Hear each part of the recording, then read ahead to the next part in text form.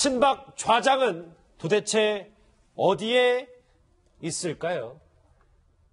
최경환 의원 얘기는 잠시 뒤에 바로 풀어보기로 하겠습니다. 먼저 방금 전에 현장 다녀왔듯이 오늘 박 전 대통령 재판 관련 속보부터 먼저 얘기를 해보겠습니다. 백성원 변호사님. 네. 걸석 재판으로 진행이 됐으면 재판 속도가 이제 엄청나게 빨라지는 겁니까? 지금 일단 예상은 1월 중순 정도면은 이제 결심 공판까지 갈 수 있지 않을까 이렇게 예상이 나오는데요. 그 예상이 나오는 이유는 그래도 검찰 측에서 신청한 증인신문은 다 진행을 해야 되기 때문인데 사실 어제 재판부에서 사실상 경고를 했죠. 최후 통첩을 했습니다. 박근혜 전 대통령이 냈던 불출석 사유서를 보면 건강상 이유를 들었는데 그 건강상 이유는 정당한 사유가 아니라고 판단을 했고 그리고 사실 일반 재소자 같은 경우에는 데리고 옵니다. 구인영장 같은 거 발부를 해서. 근데 일단 서울구치소 측에서 전직 대통령이라는 측면을 감안해서 강제 인치하기도 좀 어렵다는 그런 의견서도 낸 상황이기 때문에 오늘도 이제 불출석 사유서를 제출한 이상 이제 더 이상 기다릴 수 없다라고 해서 오늘 이제 김건우 씨죠. 이제 안종범수석 보좌관에 대한 증인신문도 아까 오늘 일단 박근혜 전 대통령이 없는 상태에서 진행을 했고 일단은 이제 그런 거죠. 쉽게 말하면 박 전 대통령의 얘기를 듣고 변호인단이 증인신문에 관련된 사항을 정리를 해야 되는데 왜냐하면 의견을 정확히 알아야 되지 않습니까? 근데 그런 과정 없이 일단 증인신문이 진행되기 때문에 아무리 변론 준비를 많이 했다라고 하더라도 뭐 시간이 일단 오래 걸리지도 않을 거고요. 사실 확인은 하는 정도에 그치는 그런 증인신문이 이어질 가능성이 굉장히 많은 상황입니다. 뭐 이현정 의원님 말씀을 들어보니까 지금 박 전 대통령 본인께서는 뭐 거동이 불편할 정도로 몸이 아프다고는 하고 있지만 재판에 참석하지 않는 게 매우 불리하겠다라는 거는 느낌상 인지하고 있을 것 같아요. 지금 뭐 아마 박 전 대통령 입장에서는 뭐 재판의 유불리의 생각에 대한 좀 떠난 것 같아요. 이미 지난번 구속영장이 재청구되면서 이 재판 자체는 이미 뭐 결론은 나 있다라고 아마 본인은 판단한 것 같고 이제 그런 상황에서 더 이상의 재판에 본인이 참여하는 것은 의미가 없다 이렇게 판단한 것 같습니다. 그래서 아마 이제 변호인도 다 사퇴를 하고 지금 거의 어떤 면에서 보면 지금 이제 본인 스스로가 이제 집거하고 있는 상태가 아니겠습니까? 그리고 특히 이제 이 국선 변호인까지 만나지 않는다는 것은 더 이상 이 사법 체계 하에서는 본인은 이제 재판을 받을 수 없다라는 뜻이기 때문에 특별한 사정 변경이 없는 한은 현재로서는 이제 골석 재판을 통한 판결이 뭐 거의 확실해 보입니다. 그러게요. 당사자 없이 재판이 진행되고 있기 때문에 과거 박근혜 전 대통령은 수차례 검찰 조사에 성실히 임하겠다 이렇게 말했었습니다. 그때 목소리 한번 다시 듣고 오죠. 앞으로 검찰은 어떠한 것에도 구애받지 말고 명명백백하게 진실을 밝히고 저는 이번 일의 진상과 책임을 규명하는 데 있어서 최대한 협조하겠습니다. 국민 여러분께 송구스럽게 생각합니다. 성실하게 조사에 임하겠습니다. 일단 8개월이 지났는데 저 말은 지켜지지 않고 있습니다. 양 박사님.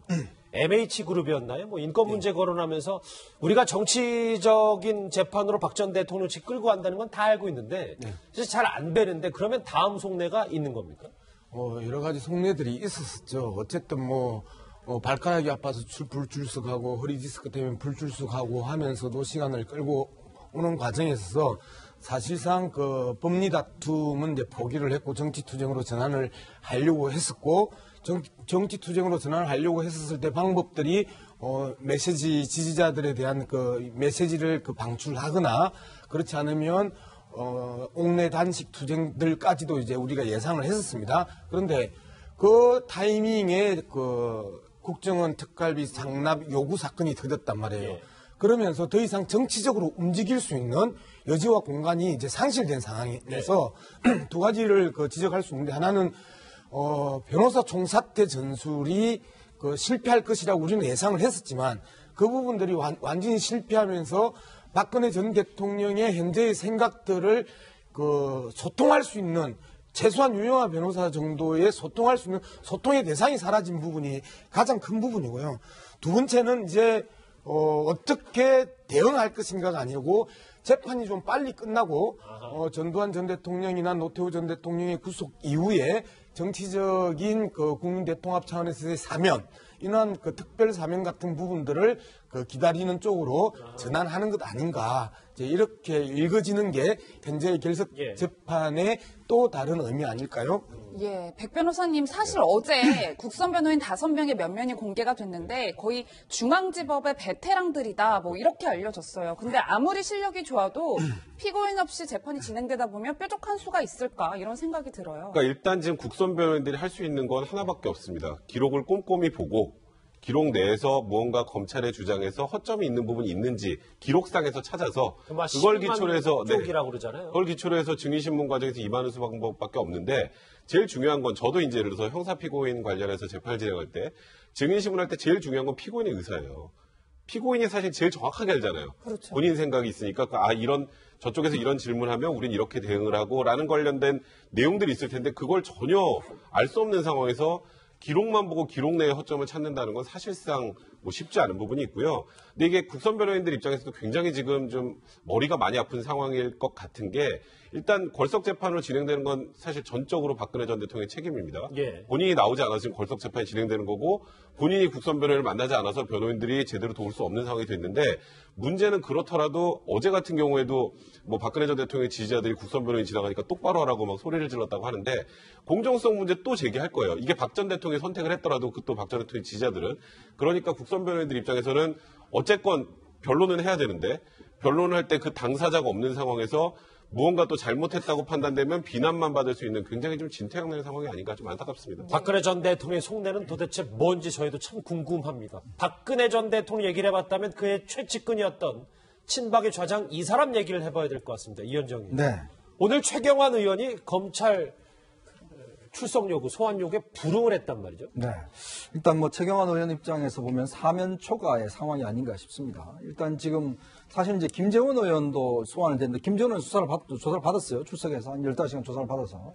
지금 본인이 안 나가는 명분이 사실 이제 없어져 버린 거예요. 왜냐하면 본인 일단 지금 그 결백 주장을 하고 있는데 사실 이 결백 주장이라는 게 지금 여러 가지 검찰에 제시한 증거들. 예를 들어서 전 이병기 전 국정원장이나 이현수 전 기조실장이라든지 또 국정원에 남아있는 기록이라든지 이런 걸 통해서 보면 사실은 최경환 의원의 주장이 상당히 좀 약할 수밖에 없는 상황이거든요. 예. 자, 그러면 최경환 의원이 부총리까지 하는 건 아니겠습니까? 그럼 국민 여론도 그 본인이 떳떳하다면 가서 이제 밝혀라. 정확히 진상을 밝히고 검찰에 가서 이야기하면 되지 않느냐라는 게 이제 국민 여론이고 더군다나 또 지금 원래 당이 이런 데는 좀 이제 뒤에 방패막에 대줘야 되는데 문제는 당에서도 사실 아무도 관심이 없고 아무도 이 방패를 설려고 하지 않습니다. 이제 그런 상황이다 보니까 완전히 혼자 고립된 사실 뭐 그동안 친박이라고 했던 뭐 본인이 사실은 진박이라고 하면서 선거운동을 도와줬던 사람들도 하나같이 아무 이야기도 하지 않고 있어요. 이제 그러다 보니까 최경환 의원 입장에서는 이제 정말 사면 초과에 고립된 상황 아닌가. 그래서 오늘 일단 지금 뭐 어디에 가 있는지 현재로서는 모르겠습니다만 내일 아마 검찰에 또 나오라고 그랬죠. 제가 보기에는 안 나올 수 없는 상황으로 가는 건 아닌가 싶습니다. 안 나올 수 없다. 아까 지금 현장 화면을 봐서 여러분들 TV에 비친 화면 눈치채신 분들이 있는지 모르겠지만 본인의 서초동 자택에도 없고 지금 국회의원회관 사무실에서 최경환 의원의 이 본인이 어디 있는지는 정확히 알 수가 없습니다. 아무도 모르는데 어디 있을까요? 경비원들을 비롯해서 자택 인근 주민들도 최경환 의원을 볼 수 없다 이렇게 얘기하고 있습니다. 그 목소리 듣고 오겠습니다. 최경환 의원님 혹시 저기 집에 안 들으신 좀 오래되셨는지 좀 여쭤볼게요. 저희가 말씀드렸습니다. 최경환 의원님 좀 뵌 적이 있으십니까 혹시? 왜요? 못 뵀어요. 못 보셨어요? 아예 지금 좀 집을 비우신다 싶어가지고. 예, 뭐 말씀처럼 여의도에도 없고 지금 자택에도 없는 상황인데 그럼 최경환 의원 지금쯤 어딘가 모처에서 변호사와 만나서 법적인 논의를 하고 있다. 뭐 이렇게 보면 될까요? 뭐 그것 외에 우리가 추측할 수 있는 그 다른 내용들이 없지 않겠습니까? 이제 이 부분들은 나중에 뭐 증거인멸, 도주의 우려 이런 부분들로 영장 청구하면 오히려 불리한 그 행태를 이제 보이고 있는데요. 저는 좀 기본적으로 이해가 안 되는 부분들이 최경환 의원의 현재의 모습들은 시간 끌기로서도 별로 의미가 없습니다. 왜 그러냐면 12월 8일 되면 정기국회가 끝납니다. 그럼 12월 9일부터는 불체포 특권이라는 것 자체가 없어지는 거거든요. 그러면 9일 이후에는 언제든지 최경환 의원이 수배자 명단에 올라가고 언제든지 체포당할 수 있는 그러한 상황이기 때문에 시간 끌기에 대한 의미는 별로 없다.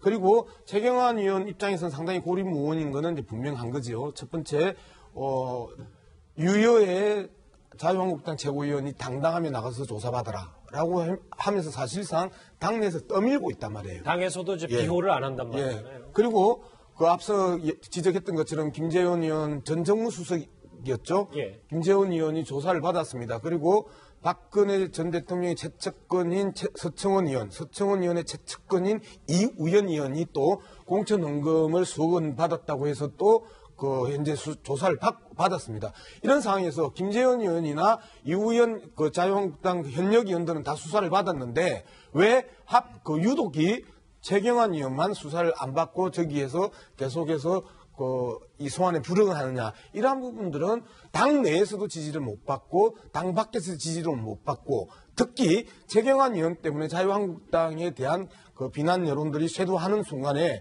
더 이상 그 자유한국당은 보호해줄 수 없는 상황까지 몰리면서 철저하게 고립무원을 자초하고 있는 행위다. 이렇게 분석할 수 있겠습니다. 아까 뭐 당에서 비호를 안 해준다고 말씀하셨는데 최경환 의원이 얼마 전 그 자유한국당 의원총회에서 이런 불만을 드러낸 적이 있습니다. 그 목소리 들어보시죠.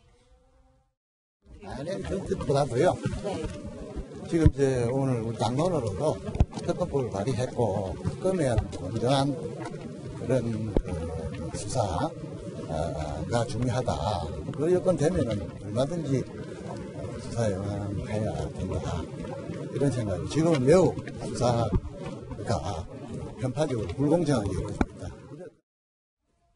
공정한 수사 편파적으로 이루어졌다고 해서 당에 도움을 요청하는데 이현정 의원님 그게 잘 안 되나 봅니다. 최경환 의원도요. 그러니까 지금 사실 이제 홍준표 대표가 친박에 대해서 뭐 얼마 전에 뭐 바퀴벌레라고 그랬다가 놈이라고 그랬다가 오늘 또 암세포라고 이야기를 했어요. 이게 왜 그러냐 하면 다음 달 12일에 이제 원내대표 경선이 있습니다. 이제 그 원내대표 경선이라는 게 사실 이제 어떤 면에서 원내 권력이지 않습니까? 이제 이것까지 이제 장악을 해야지만이 확고한 이제 홍준표 체제가 된다라고 판단하는 것 같아요.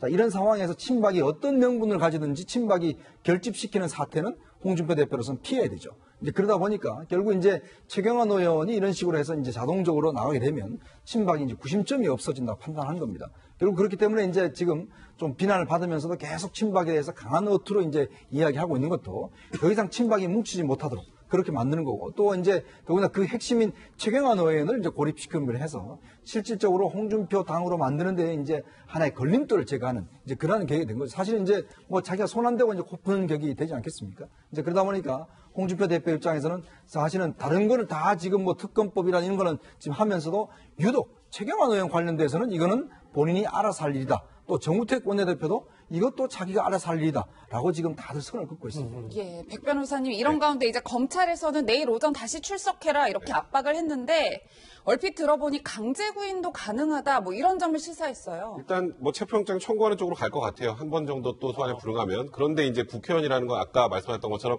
불체포 특권이라는 특권이 있기 때문에 일단 체포동 요구서를 국회에 보내면 24시간에서 72시간 사이에 이 부분을 본회의에 상정을 해서 이제 체포할지 뭐 과반 출석, 과반 찬석 요건을 거쳐서 이제 판단을 해야 되는데 이게 이제 72시간이 지나버리면 원래는 이제 폐기가 됐었어요. 그러니까 그래서 옛날에 방탄국가라서 72시간 어떻게든 버텨보려고 막 난리도 아니었는데 이제 국회의원의 특권 내려놓기 차원에서 국회법이 개정이 됐습니다.